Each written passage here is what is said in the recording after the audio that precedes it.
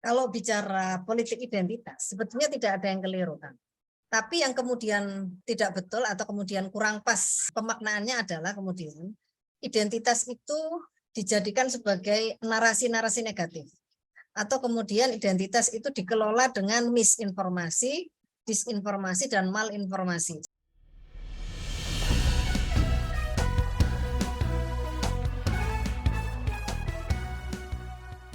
Salam perspektif baru untuk Anda. Pemirsa acara ini melalui media sosial YouTube dengan nama akun Perspektif Wimar TV. Sekali lagi, jika Anda ingin mengikuti acara ini di media sosial, silakan mengakses akun Perspektif Wimar TV. Saya, Hayat Mansur, kembali hadir, memandu acara favorit kita semua, wawancara khusus Perspektif Baru. Sahabat Perspektif Baru, politik identitas menjadi salah satu isu utama yang perlu diwaspadai menjelang pemilu 2024. Politik identitas selama ini menjadi sentimen negatif dalam penyelenggaraan pemilu. Selain itu, politik identitas kerap menimbulkan konflik di masyarakat sehingga mengancam persatuan bangsa. Nah, kita akan membahas topik mengenai mewaspadai politik identitas menjelang pemilu 2024 dengan narasumber Nuria Dian Paramita atau yang akrab dipanggil dengan Mita, yang menjabat sebagai Koordinator Nasional Jaringan Pendidikan Pemilih untuk Rakyat atau lebih akrabnya dipanggil dengan JPPR. Halo Mbak Mita. Ya, halo Kang Hayat, apa kabar? Baik, semoga juga Mbak Mita baik dan salam sehat selalu. Ya, kita akan membahas mengenai topik yang hangat karena tahun depan kita akan menyelenggarakan pemilu serentak. Mbak Mita, saat kita berbicara mengenai pemilu 2024, nah berdasarkan pengalaman atau catatan dari JPPR dari pemilu-pemilu sebelumnya, nah apa tantangan terberat dari penyelenggaraan pemilu 2024 tahun depan? Tantangan yang terberat sebetulnya adalah menyiapkan sistem. Jadi sistem pemilu kita selama ini sudah sangat dinamis ya, perbaikannya sudah sangat variatif dan juga sebetulnya sudah tepat sasaran. Namun pelaksananya itu memang menjadi cukup multidimensi gitu ya. Jadi tidak cuma satu, tapi kemudian banyak stakeholder yang terkait. Nah, salah satu yang kemudian menjadi catatan penting belajar dari 2014, kemudian 2019. Dan juga di pilkada sebetulnya ya, saya kira juga muncul adalah soal potensi politisasi identitas. Gitu. Jadi kalau dikatakan politik identitas itu sebetulnya tidak ada masalah. Tapi kemudian kalau identitas itu dipolitisasi, nah ini yang menjadi rawan dan sangat mengancam disintegrasi bangsa. Pemilu hari ini kemudian diusung dengan sebagai sarana integrasi bangsa. Kenapa? Karena kemudian salah satu musuh utamanya adalah kemudian identitas itu dipolitisasi sedemikian mungkin untuk memecah belah orang-orang yang kemudian berafiliasi dengan kepentingan politik. Nah, ini sangat tergambar jelas 2017 juga di pilkada. Ini menjadi contoh-contoh yang kemudian harus kita waspadai. Presiden Jokowi dalam pelantikan pimpinan KPU RI dan Bawaslu RI pada bulan April yang lalu itu menegaskan bahwa mari kita bersama-sama menjauhi politik identitas. Ya, jadi Presiden sendiri sudah memberikan statement penting bahwa politik identitas yang kami sebut sebetulnya politisasi ya, itu menjadi semacam tantangan baru kita, terlepas kemudian kita sudah punya contoh di 2019 kemarin dan sebelumnya 2014, tapi kali ini lebih masif. Kemudian karena didukung oleh media sosial yang hari ini begitu mempesona kita. Ya, kita ini sebetulnya kan sangat terpesona dengan media sosial kan ya. Jadi dikit-dikit sudah bukanya tuh medsos. Nah, padahal medsos ini kita harus bisa memilih mana yang kemudian sesuai dengan konteks yang sedang muncul atau kemudian justru malah memperkeruh suasana. Nah, Mbak Mita, tadi dikatakan ada potensi untuk politisasi identitas atau politik identitas. Nah, yang sering menjadi pertanyaan publik adalah apa yang salah dengan politik identitas atau politisi identitas? Misalnya ya, orang NU boleh dong cenderung memilih wakil rakyat yang dari NU. Orang Muhammadiyah mungkin lebih cenderung akan memilih wakil rakyat yang memang satu aliran dengan dia, Muhammadiyah. Atau golongan buruh, nah, tentu akan lebih suka memilih wakil rakyat yang memang dia tahu bahwa dia itu adalah buruh atau penggiat buruh. Nah, apa yang salah dengan politik identitas ini sehingga dikhawatirkan merusak sistem pemilu ataupun merusak keutuhan bangsa? Kalau bicara politik identitas, sebetulnya tidak ada yang keliru, kan.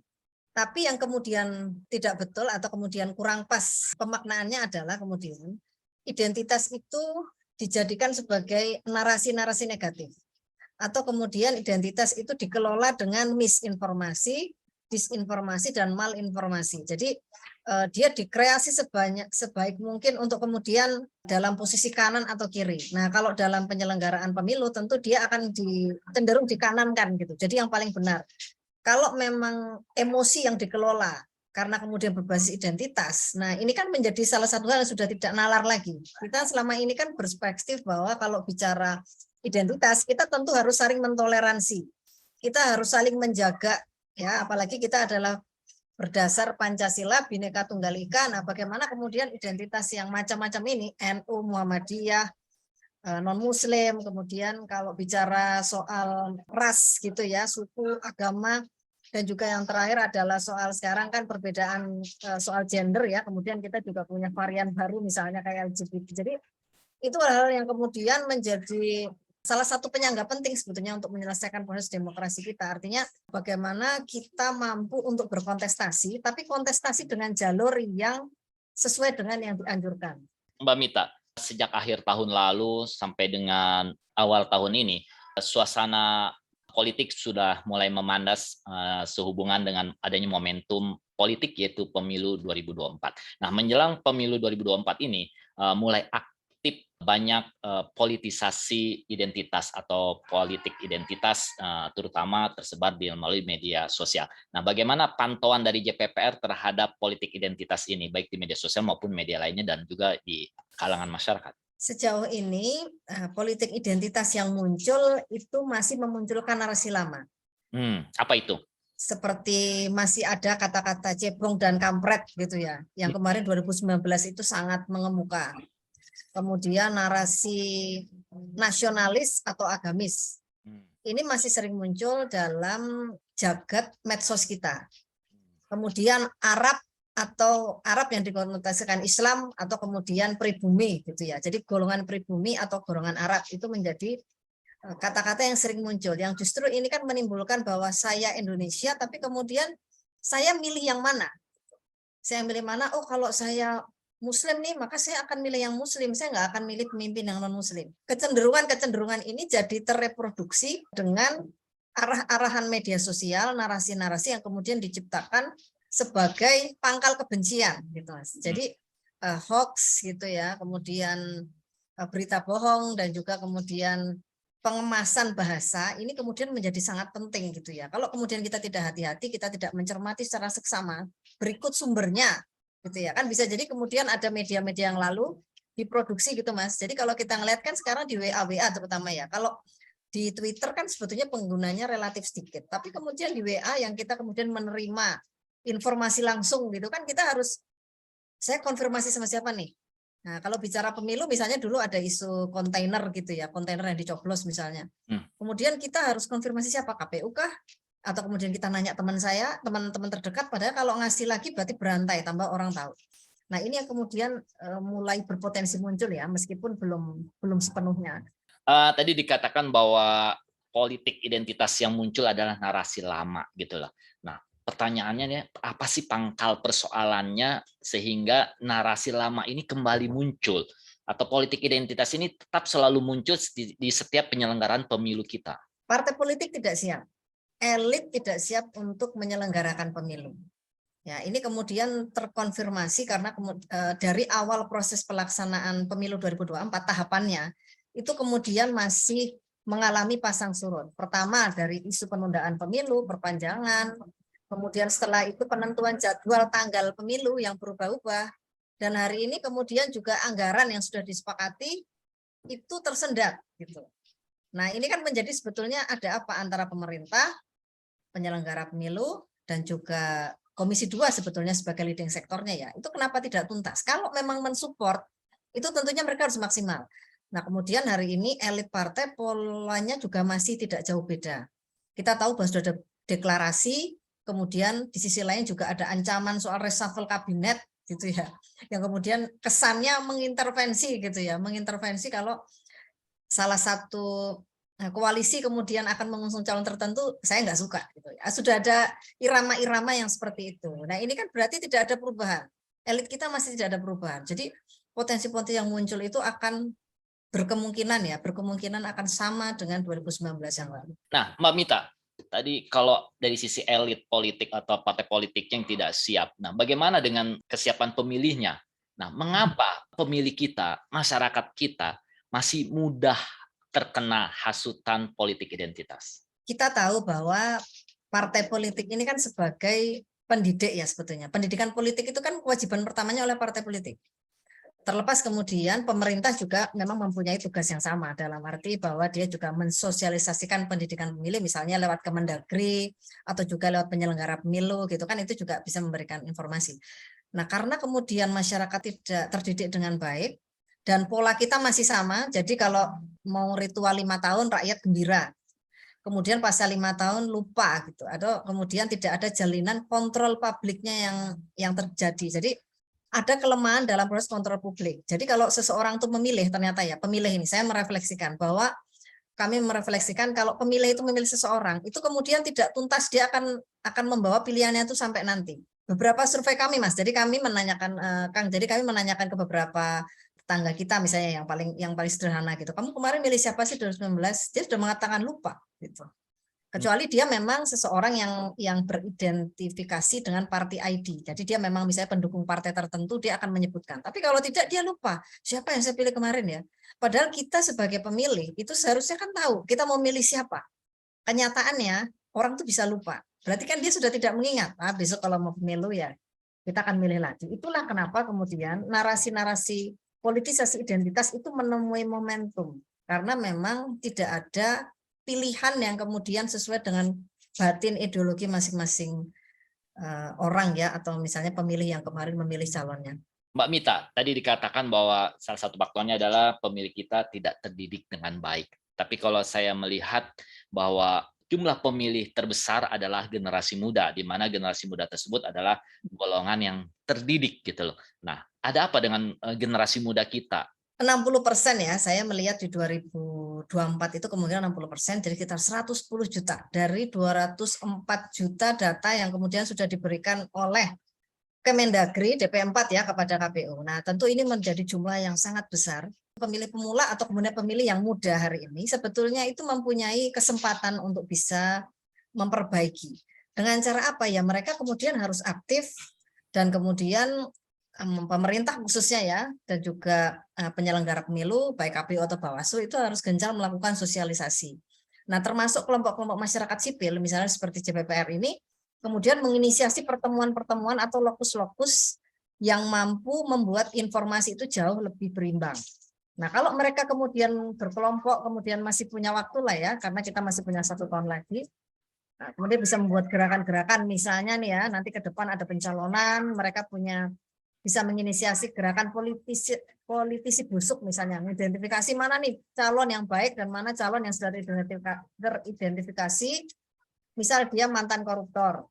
Ya, putusan MK kan sebetulnya tidak membolehkan ya calon legislatif itu kemudian nanti sudah pernah tersangkut hukum 5 tahun, itu harus berhenti dulu sebetulnya. Tapi apakah ini akan ditepati atau tidak?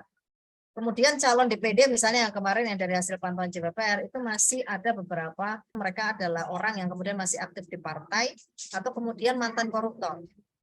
Generasi muda harus memahami ini gitu ya, supaya nanti tidak salah. Tadi telah dibahas bahwa salah satu faktor kerawanan untuk penyelenggaraan pemilu adalah hadirnya politik identitas. Nah, dan politik identitas ini sudah kerap muncul baik di pemilu, baik pilpres maupun pilkada. Nah, bagaimana cara mencegah agar ini tidak terus terulang dalam penyelenggaraan pemilu kita, Mbak Mita? Pertama, penyelenggara pemilu dan stakeholder terkait itu kan saat ini sudah membentuk Satgas, ya, satuan tugas untuk bisa mengawasi peredaran informasi yang ada di media sosial. Pada tahun 2019 yang lalu, satuan tugas dari istilahnya polisi cyber ya, polisi siber yang sudah kemudian diinisiasi pemerintah dan juga penyelenggara pemilu, itu kemudian hampir menemukan 3.350 hoax sepanjang pemilu 2019. Jadi ada peningkatan memang. Berapa? Nah, berarti Itu cuma pas penyelenggaraannya aja ya, bukan sebelumnya ya? Artinya sebelumnya sudah ada, tapi peningkatannya signifikan. oke. Ketika sampai ke pemilu 2019, saya baru buka data ini ya. Jadi memang ada peningkatan yang signifikan. Nah, tentu ini berarti menjadi salah satu refleksi di 2024. Pasti nanti akan kembali signifikan lagi gitu kalau melihat polanya masih sama. Apa yang kita bisa lakukan? Tentu karena undang-undangnya tidak berubah ya. Jadi saya kira kemarin ya misalnya berita-berita di media sosial itu sudah berhasil di take down kalau memang itu dinyatakan sebagai berita yang meresahkan atau bisa jadi sebetulnya itu berita yang kemudian hoax ya, atau kemudian berita yang istilahnya kampanye hitam, itu bisa diturunkan lewat kesempatan Satgas ini sebetulnya. Tapi memang salah satu kekurangannya Satgas ini tidak melibatkan masyarakat sipil, jadi hanya pemerintah, sehingga kita tidak tahu sebetulnya independensi atas hasil potensi media sosialnya ini sebetulnya seperti apa dalam proses bahwa dia dinyatakan wah ini ada unsur hoax, apa unsur misalnya itu jelas ada politisasi identitasnya. Nah, kadang-kadang kalau tidak melibatkan masyarakatnya jadi seperti itu ya. Nah, kalau begitu, bagaimana kita sebagai masyarakat gitu loh bisa menilai bahwa informasi yang disebarkan ini adalah hoax gitu loh, atau kampanye hitam gitu. Sejauh ini cara yang paling bisa kita cek dengan cepat memang mengecek di situsnya Kominfo ya. Jadi itu adalah hoax apa enggak itu biasanya informasinya akan cepat. Karena kita belum punya media pembanding. Misalnya kita punya ya katakanlah media swasta ya atau misalnya lembaga yang bisa melansir bahwa itu hoax atau tidak. Sebetulnya ada komunitas Mavindo ya, masyarakat anti fitnah itu mereka juga sebetulnya menginisiasi proses seperti ini, jadi mengidentifikasi. Tapi kelihatannya untuk yang pasti memang masih dari Kominfo untuk bisa kita memastikan bahwa itu hoax apa tidak. Nah, saran saya memang kepada para pemilih di Indonesia dan juga pendengar segenap Radio KBR ini, kemudian kalau menerima informasi yang tidak ada sumbernya, atau kemudian kalau ada sumbernya tapi harus dikonfirmasi, itu konfirmasilah ke pihak yang paling benar. Jadi jangan kemudian hanya menanyakan ke teman atau tetangga, karena otomatis ini tidak akan menyelesaikan masalah. Jadi kalau memang merasa itu tidak benar atau keliru, stop di Anda, tanya dulu yang mana gitu ya ke orang yang kemudian paling bisa, jadi supaya berita ini tidak terpengaruh. Dan yang kedua adalah bahwa sentimen negatif tadi disampaikan oleh Kang Hayat ya, bahwa memang sentimen negatif ini akan terus muncul menuju pemilu 2024. Apalagi presidensial threshold kita masih 20%.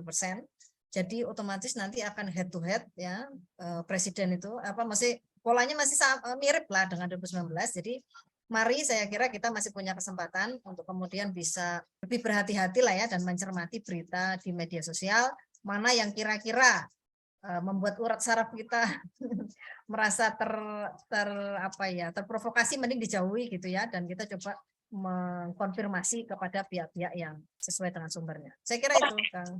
Terakhir nih, Mbak Mita. Nah, saya tahu bahwa JPPR ini sudah melakukan pemantauan penyelenggaraan pemilu sejak awal reformasi ya sampai kini. Nah, sekarang apa yang sedang dilakukan oleh JPPR untuk mewujudkan bahwa pemilu kita ini berjalan demokratis dan jauh dari politik identitas? Pertama, kita memberikan informasi yang benar ya. Jadi keterbukaan informasi kita sajikan dari hasil pemantauan kita.